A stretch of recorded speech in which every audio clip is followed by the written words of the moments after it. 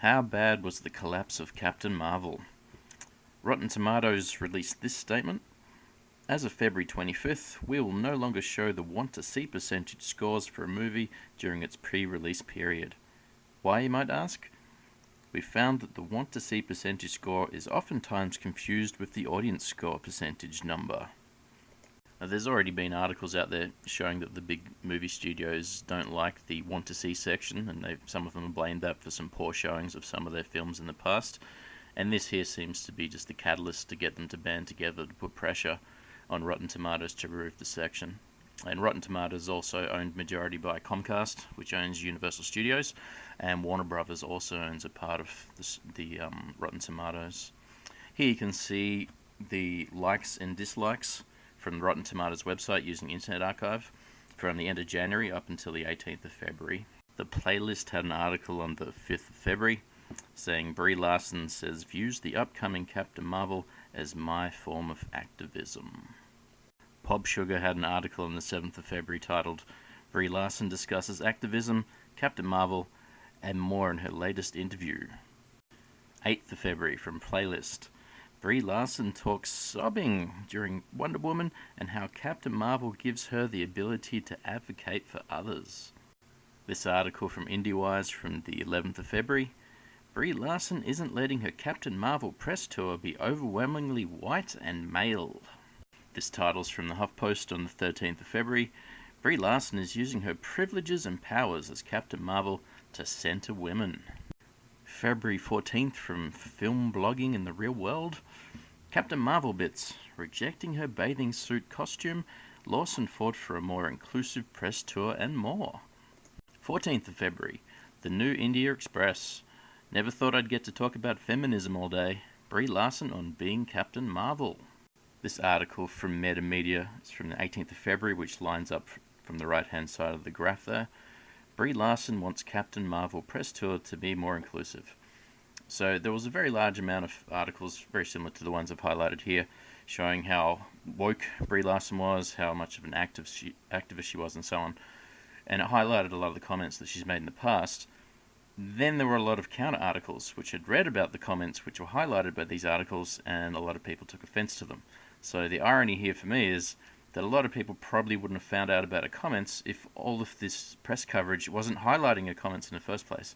So all of this woke media or left-wing media seems to be the cause of what actually made people angry, and did the exact opposite, I suppose, of what they wanted to do, which was to promote the movie to like-minded people that think what she was saying was fantastic. One of the main things that was highlighted, although she said a lot of crazy things, is this clip here. This is the one that got a lot of play, and from 18th of February, that's when things really started to heat up a little bit. I do not need a 40-year-old white dude to tell me what didn't work for him about A Wrinkle in Time. It wasn't made for him.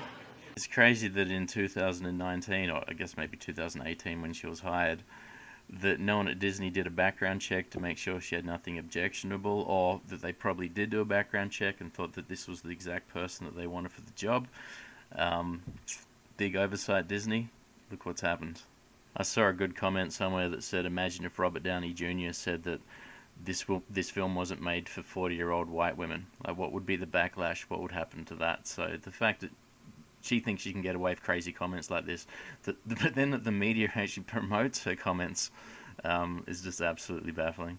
And here's the more interesting part of the chart from the Rotten Tomatoes want to see.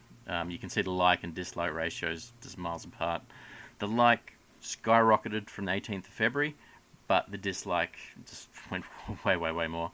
You've got nearly 40,000 dislikes, and you've not even got 15,000 likes.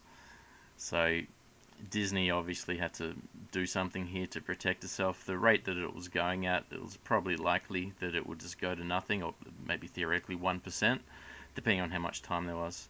And this chart here is just the same stuff, except it shows the difference in votes per day instead of the total. So you can see that up to the 18th, nothing was happening, and 19th kicked up a bit.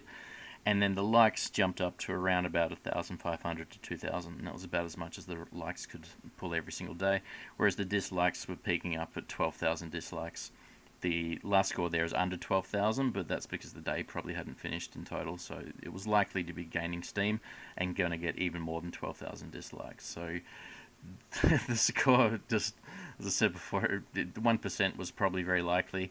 It was losing massive amounts every single day, and for whatever reason, the Disney or the Shills or whoever just couldn't mount enough votes. They couldn't do more than 2,000 votes.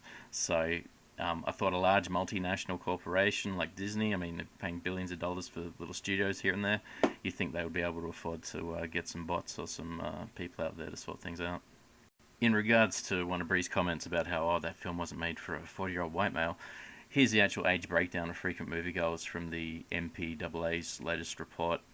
You can see there was 18.3 million people over 40 were frequent moviegoers, and there was only 14 million people under 24 that were frequent moviegoers.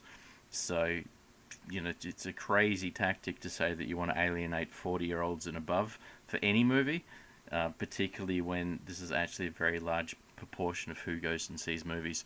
And as the population ages, this section will just get larger and larger. And okay, that's it for this video. Hopefully Brie Larson continues to be the gift that keeps on giving.